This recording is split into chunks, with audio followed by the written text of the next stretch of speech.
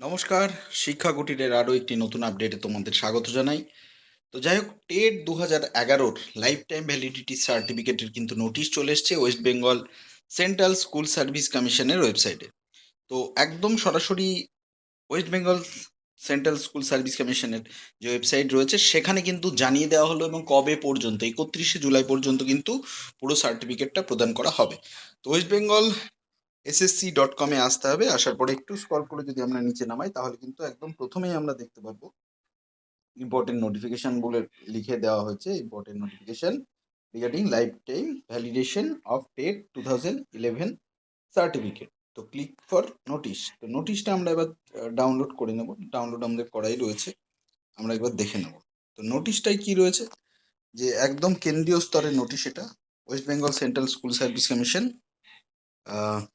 Acharya Sadan, notification life time validation of TET 2011 certificate. This is to notify all concerned that the applications for lifetime validation of TET 2011 certificate will be accepted by Commission till 31st July 2024. অর্থাৎ 31শে জুলাই 2024 সাল পর্যন্ত কিন্তু এই application নেওয়া হবে on all working days up to 2 PM on each day. তো 2টো পর্যন্ত কিন্তু নেওয়া হবে।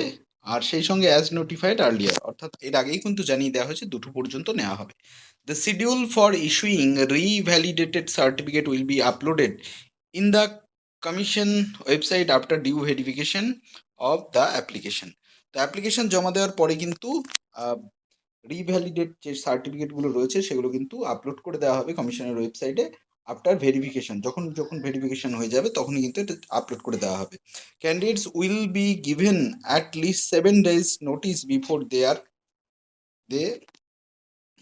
are required to collect the revalidated certificate. Distribution of revalidated certificate will be conducted from respective regional commission. Distribution of revalidated certificate will be conducted from respective regional commission.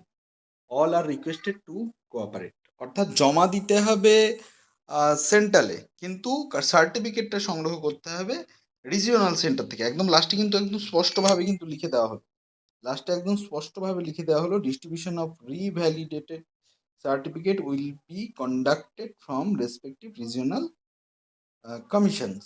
ঠিক আছে।